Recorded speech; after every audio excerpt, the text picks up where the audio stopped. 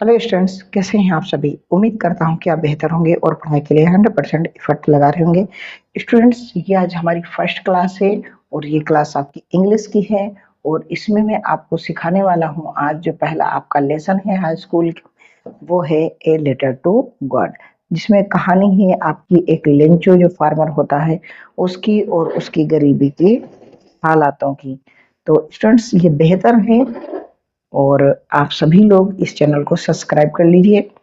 मैं one by one करके जो है आपको पैरा कराऊंगा और हर पैरे में आपको बहुत ही पैसेज में बहुत ही ध्यानपूर्वक आपको पढ़ना है, रीड करना है और साथ में उसके क्वेश्चन के आंसर भी करने हैं। तो स्टूडेंट्स, क्लास को आप शुरू करने से पहले क्लास को लाइक कर देना। आप अगर बेहतर पढ़ रहे हैं तो जरूर क्लास को लाइक कर देना और अपने दोस्तों को शेयर कर देना। और आप नए हो तो चैनल को सब्सक्राइब कर लेना, साथ में बेल आइकन जरूर प्रेस कर देना ताकि आपको न्यू वीडियो की नोटिफिकेशन मिलती रहे। दोस्तों, आप ही हैं सब कुछ मेरा और आपके सिवाय कुछ नहीं है मेरा। तो आप लोग जितना ज़्यादा सपोर्ट करेंगे उतना ही ज़्यादा हमें बेनिफिट होगा और आपको भी अच्छा लगेगा पढ़ते हुए। स्टूडेंट्स, लेसन वन है हमारा, ए लेटर टू गॉड है, रिटन बाय एलजी फोइंट द्वारा है और क्लास 10th है। तो आपके लिए ये क्लास है, ये मैंने आपके आगे पैसेज रखा है। इस पैसेज को आपको क्या करना है कि इम्पोर्टेंट पैसेज है फ्रॉम कंप्रहेंशन, ठीक है। कंप्रहेंशन है, इसको आपको रीड करना है और रीड करने के बाद में आपको इसके आंसर करने हैं। तो क्या कह रहा है, the house the only one in the inter valley, ठीक, set on crest of a low hills, ठीक है। वह घर जो इकलौता है घाटियों के बीच में, set on the crest of low hills, यानी कि छोटी पहाड़ियों के ऊपर है, ठीक है। From this height one could see the river and field of ripe corn dot, dotted with the flowers that always promised a good harvest। कह रहा है कि ये जो जो है जो जिस हाइट पे है ये घर, उस हाइट से क्या हो रहा है, आप रिवर को देख सकते हैं, आप उसके खेत को देख सकते हैं और पके हुए जो उसके मक्के के खेत हैं और जो खेत फूलों से भरे हुए हैं, जो हमेशा ये वादा करते हैं, ये प्रॉमिस करते हैं कि उन्हें एक गुड हार्वेस्ट देंगे, यानी कि एक अच्छा जो है फसल देंगे या एक अच्छी सी खुशखबरी देंगे। The only things the earth needed was a downpour or at least a shower।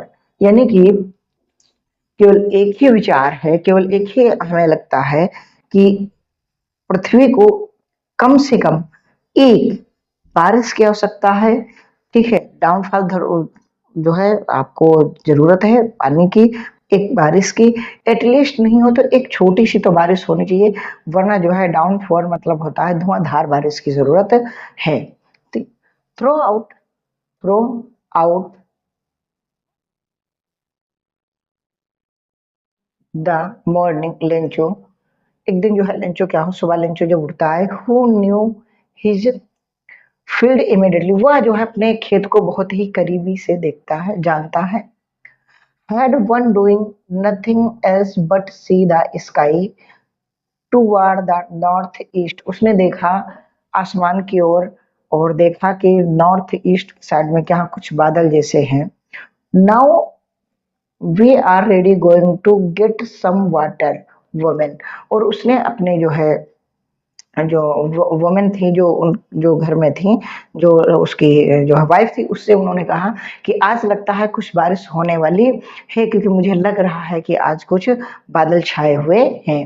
The women who was preparing supper right reply क्या है रिप्लाइड, ठीक है। उसने जो है जो वुमेन है जो शाम का डिनर बना रही है, क्या कर रही है, वो एक रिप्लाई करती है।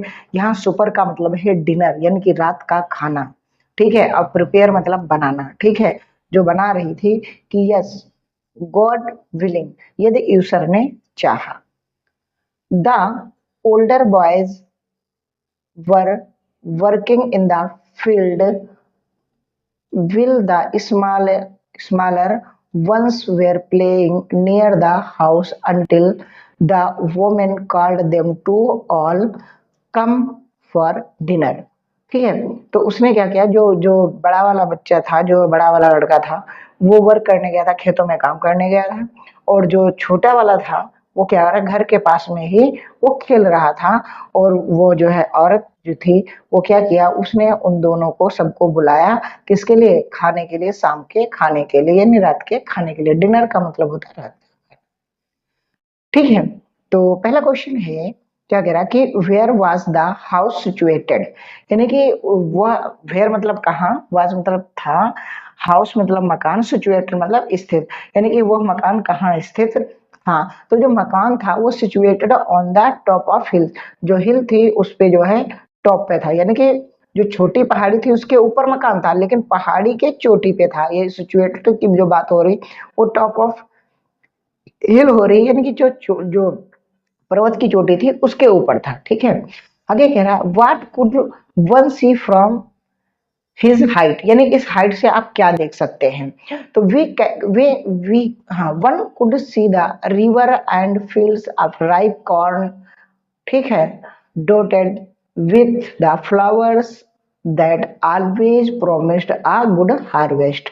ठीक है, देखिएगा यहाँ पास आपने पढ़ा था कि दिस हाइट, है ना, this height one could see the river and fields ripe corn ripper.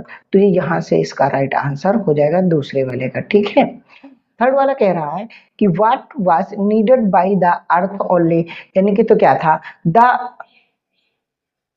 Only things the earth needed was downpour or least a shower, यानी कि एक धुआंधार बारिश या कम से कम एक बारिश की आवश्यकता थी। The only things the earth needed was a downpour or at least a shower, है ना, एक धुआंधार बारिश की जरूरत थी या कम से कम एक बारिश की उसको जरूरत थी। ठीक है, आगे कह रहा है कि हु न्यू हिज फील्ड, हाँ, इंटेमिलिटी। तो इंटेमिलिटी यानी कि जो है, इंटेमिलिटी का मतलब होता है बहुत करीब से। तो बहुत करीब से खेत को कौन जानता था, तो Lencho new his field immediately, हाँ, इंटीमेटली। ठीक है, क्या था, जो लेंचो था वो उस फील्ड को बहुत ही करीबी से, अपने फील्ड को जानता था, अपने खेतों को बहुत करीबी से जानता था। स्टूडेंट्स, इसके बाद में ये आपकी हिंदी रही है। अगर आप चाहें तो इसको पोज करके आप देख लेना, इसकी हिंदी पढ़ लेना आराम से जो मैंने बताई है। साथ में ये कुछ कठिन वर्ड हैं, इसको आप मीनिंग लिख लेना कि कृष्ण मतलब होता है चोटी या शिखर होता है, राइप कॉर्न मतलब पका हुआ मक्का होता है, हार्वेस्ट मतलब फसल होती है, डाउनफॉल में भारी बारिश या मूसलाधार बारिश, सोरन मतलब बौछार। ठीक है, और इंटीमेटली का मतलब होता है बहुत करीब से या अच्छी तरीके से, सुपर या डिनर होता है रात का भोजन, और गुड विलिंग का मतलब होता है अगर यूजर ने चाहा। तो ये मीन गए हैं। स्टूडेंट्स, क्लास बेहतरीन लगी हो तो आप क्लास को लाइक करके अपने दोस्तों को शेयर कर देना।